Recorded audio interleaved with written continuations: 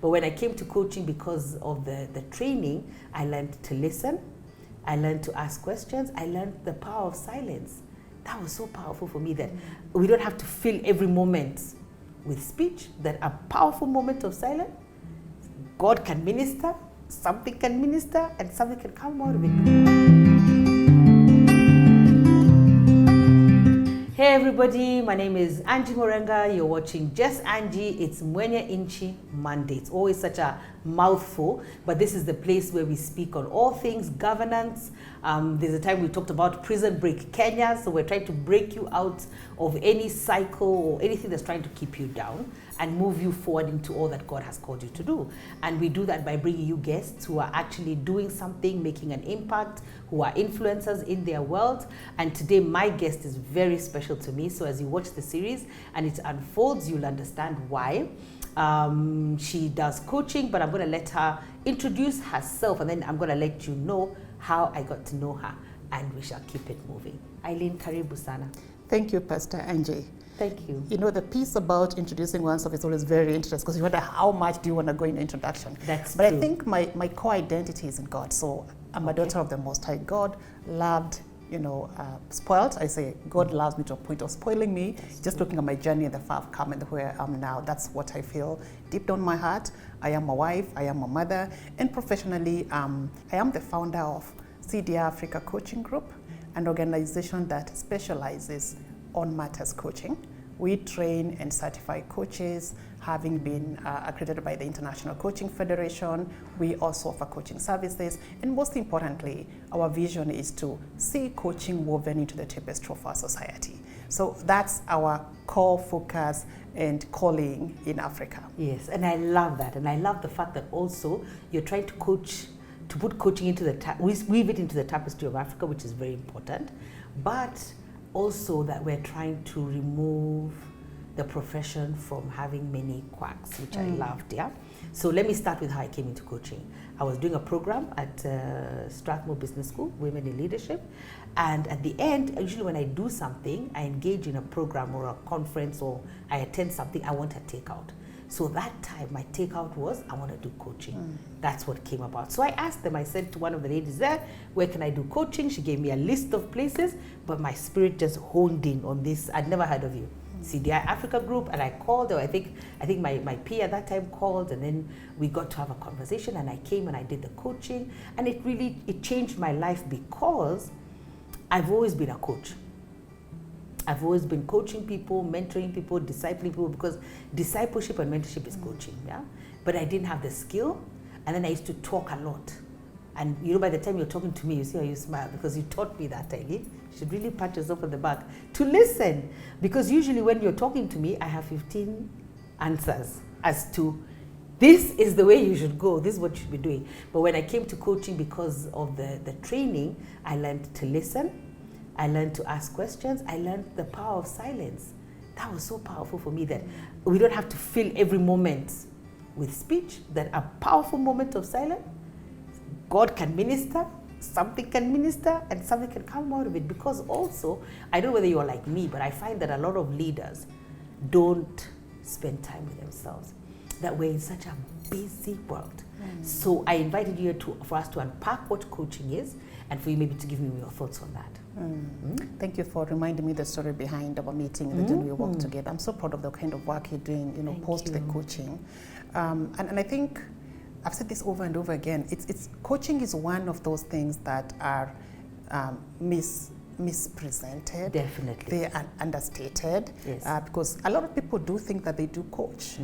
And I would say there are people who possibly have some natural inclination towards coaching, but it's a very specialized profession with a whole competency framework that the coaches go through to master the skill and be able to apply it proficiently. And it's a journey of growth. Like the coach I was, 15 years ago, it's not the coach that I am today. Yes. I've been on that growth journey, and I would say I'm still growing. So when you meet people who've not gone through any training, they call themselves coaches, then it always breaks your heart. Like, I wish you knew what you're missing. Yeah. And I think I've had this again over and over again from people who come in from a place of, I'm already coaching. Yes. And when they go through the journey, they almost want to go back and confess and tell their clients, I'm so sorry.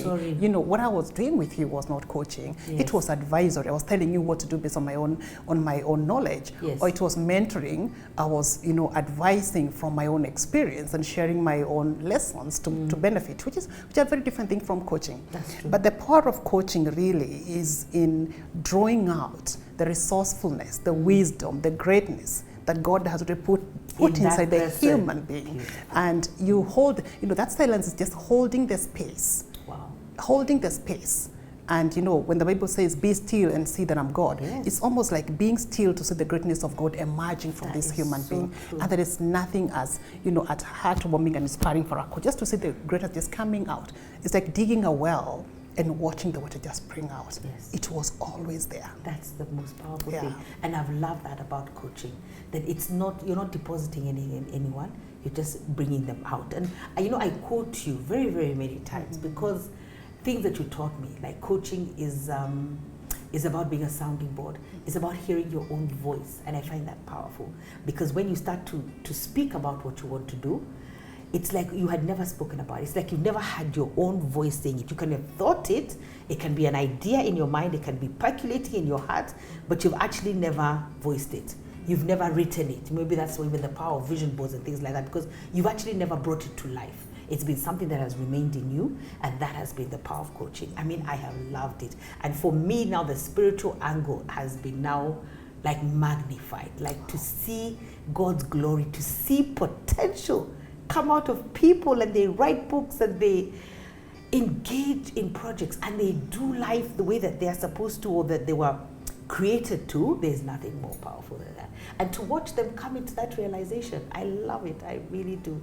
And I would like to end this segment with you defining what coaching is, because I like the competencies. We'll come back and talk about the competencies. But what is, because when I met you the first time, you demystified to me the difference between coaching and mentoring to a whole group of us. And I'm sure that's something that you're always doing. So what's the difference between coaching and mentoring? Then we'll end it there and then we'll pick it up next week. Okay, so coaching, as I said, is, in very basic terms, is drawing out the wisdom, the greatness, and resourcefulness. And from that place of it being disorganized to helping the person being able to organize their thoughts, organize their ideas, and be able to focus on a goal and pursue it with a form of accountability that they have established for themselves. That's in my own words. But ICF does have a very, clear definition of coaching is partnering with a client. And this client could be anybody, could be your peer, could be somebody you work with, could be somebody who works below you, could be your child, could be a disciple in the ministry, partnering with them in a thought-provoking manner process that then helps them to maximize their Potential. Their personal and professional potential. The process is very creative, so it's not like one process would work for everyone. Yes. So I tell coaches, that's the general definition, but then you bring in your personality, you bring in you and be you, and within that context, be able to, to bring out that greatness in your own creative way. Yeah. I think I also define coaching as, unlocking greatness in people. Okay, I define coaching as, connect people to their destiny. Yes. I define coaching as being able to help people, connect people at a heart level so they can bring in their hands and heads to work, especially those people who are working with employees. So there are many definitions of coaching, but the whole idea that is unlocking and maximizing personal and professional potential. Define mentoring. So mentoring, on the other hand, is it's backed by the fact that the mentor has been there and done that. They have the experience. They have the experience. They've done it before, so they are sharing their own experience, they're sharing their own knowledge, they're sharing their own lessons, and hopefully the mentee, assuming you're my mentee, then you can learn from that. You can see what you want to take from that and apply in your own life. So that's the difference. So one we draw out, the one we pour in.